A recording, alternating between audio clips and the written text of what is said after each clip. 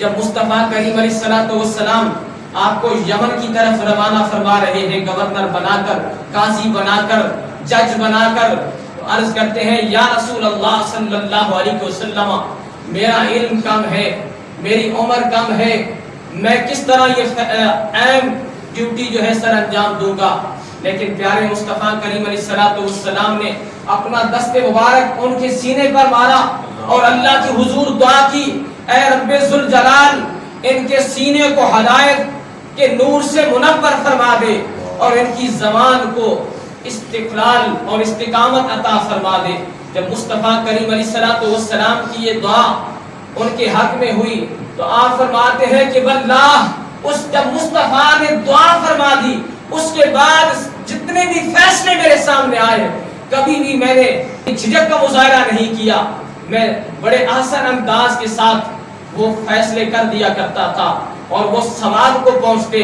درستگی کو پہنچتے، کبھی ان کے اندر مجھے خطا نہیں لگی، کیونکہ حضور نبی کریم علیہ الصلوۃ والسلام جب انتخاب فرما رہے ہیں وہ حضور آقا علیہ الصلوۃ والسلام چناؤ فرما رہے ہیں۔ سامعین عزیز وقار آپ خود بیان فرماتے ہیں کہ مجھے میرے مصطفیٰ نے 1000 علوم کے وہ باب عطا فرمائے کہ ہر باب جو ہے 1000 باب کی طرف کھلتا ہے، یعنی ہر باب جو ہے 1000 باب پر مشتمل ہے۔ مجھے مصطفیٰ کریم علیہ الصلوۃ والسلام نے وہ علم و حکمت عطا فرمایا۔ سامعین عزیز وقار حاسدین ہر دور کے اندر رہتے ہیں، مخالفین ہر دور کے اندر ہوتے ہیں، بدباطن ہر دور کے اندر ہوتے ہیں، بغض اور حسد رکھنے والے ہوتے ہیں۔ لوگوں اگر کوئی شخص کسی منصب پر فائز ہوتا ہے اس سے جلنے والے ہوتے ہیں، یہ علیحدہ بات ہے، کسی کا ہاتھ پڑتا ہے کسی کا نہیں پڑتا، کسی کا بس چلتا ہے کسی کا نہیں چلتا، لیکن آپ کے ساتھ بھی بغض رکھنے والے موجود تھے۔ وہ لوگ جنہوں نے آپس میں مشاورت کی اور 11 لوگوں پر مشتمل ایک جماعت ترتیب دی گئی۔ اللہ اکبر، مولا علی کرم اللہ وجہ الکریم فرماتے ہیں کہ لوگوں ایک ہوتی ہے بندے کی تدبیر، ایک ہوتا ہے بندے کا پلان، لیکن ہوتا وہی ہے جو میرا رب چاہتا ہے،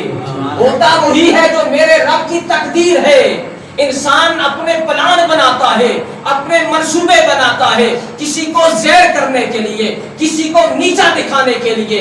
لیکن میرا رب جس کو بلند کر دیتا ہے کوئی مائی کا لال اس کو نیچا نہیں کر سکتا۔ تو سامعین عزیز وقار جناب علی المرتضی رضی اللہ تعالی عنہ کے مقابلے میں 11 افراد پر مشتمل ایک جماعت، مصطفیٰ کا یہ فرمان سامنے کہ حضور ارشاد فرماتے ہیں انا مدینۃ العلم وعلی بابها، کہ مصطفیٰ کریم علیہ السلام فرماتے ہیں میں علم کا شہر ہوں اور علی اس کا دروازہ ہے۔ یہ کس طرح ممکن ہے؟ آئیے دیکھتے ہیں۔ انہوں نے کہا ہم 11 لوگ مختلف جاتے ہیں اور ان سے سوال کرتے ہیں علم کے بارے میں، اگر مختلف جواب آئیں گے تو واقعی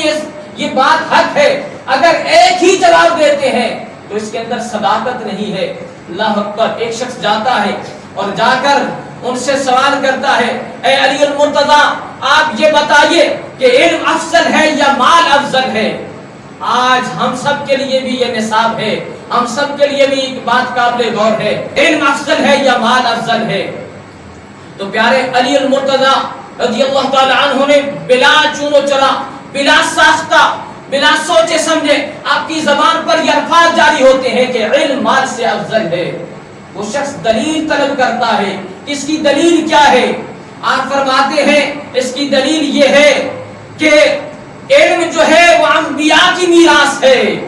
اور مال قارون، حامان، شداد اور فرعون کی میراث ہے، لہذا علم جو انبیاء کی میراث ہے وہ مال سے افضل ہے۔ وہ شخص واپس پلٹتا ہے، دوسرا شخص آتا ہے، وہی سوال کرتا ہے، آپ فرماتے ہیں علم افضل ہے، وہ دلیل طلب کرتا ہے، آپ فرماتے ہیں علم تمہاری نگہبانی کرتا ہے، علم تمہاری حفاظت کرتا ہے اور مال کی تمہیں حفاظت کرنا پڑتی ہے۔ وہ شخص واپس پلٹتا ہے، تیسرا شخص آ جاتا ہے، وہی سوال دہراتا ہے، آپ فرماتے ہیں کہ علم افضل ہے جب دلیل طلب کی جاتی ہے۔ اللہ اکبر، آپ فرماتے ہیں کہ علم خاص دوستوں کو عطا کیا جاتا ہے اور مال دوست اور دشمن کے اندر تمیز کیے بغیر عطا کیا جاتا ہے۔ جس کے پاس مال زیادہ ہے ضروری نہیں کہ اگرچہ یہ فضل بھی ہے لیکن ضروری نہیں کہ اس کو رب تعالیٰ کہ ہاں اس کا مقام اور منصب بھی ہے، لیکن جس کو علم عطا کیا ہے انما یخشی اللہ من عبادہ العلماء، کہ اہل علم ہی اللہ سے ڈرنے والے ہیں اور وہی کامیاب ہونے والے ہیں۔ فرمایا کہ علم جو ہے وہ افضل ہے، علم اس لیے کہ خاص دوستوں کو عطا ہوتا ہے، وہ شخص واپس پلٹتا ہے، چوتھا حاضر ہوتا ہے، وہ اپنے انداز میں وہی سوال کرتا ہے۔ آپ فرماتے ہیں شخص علم افضل ہے اس لیے کہ مال خرچ کرنے سے کم ہو جاتا ہے، لیکن علم کو جتنا آپ خرچ کرتے جائیں گے بڑھتا چلا جائے گا۔ سامنے ذی وقار وہ شخص جاتا ہے، اب پانچواں شخص آ کر وہی سوال کرتا ہے،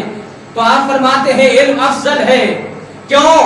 کہ مالدار کو مختلف قسم کے القابات کبیرہ سے بھی نوازا جاتا ہے۔ کچھ لوگ کہتے ہیں بڑا کنجوس ہے، بڑا بخیل ہے، لیکن جس کو علم عطا کرتا ہے رب ذوالجلال، فرمایا اس کی بزرگی اور کرامت ہی بیان کی جاتی ہے، اس لیے کہ علم جو ہے انسان کو عظمت عطا کرتا ہے، کمالات عطا کرتا ہے۔ وہ شخص چلتا ہے، پلٹتا ہے، چھٹا شخص آ جاتا ہے، وہی سوال ہوتا ہے، جب دلیل مانگی جاتی ہے تو فرمایا اس لیے کہ روز معاشر مالدار جو ہے اس سے تو ایک ایک پیسے کا سوال کیا جائے گا، ایک ایک پیسے کا حساب لیا جائے گا، تو نے یہ پیسہ کمایا کہاں سے ہے اور اس کو خرچ کہاں کیا ہے۔ لیکن علم والا جو ہوگا، جو صاحب علم ہوگا، وہ گناہگاروں کی شفاعت کرتا چلا جائے گا، اس لیے فرمایا کہ علم جو ہے مال سے افضل ہے۔ سامعین ذی وقار ساتواں شخص آ کر وہی سوال کرتا ہے، آپ فرماتے ہیں کہ دین علم جو ہے وہ افضل ہے اس لیے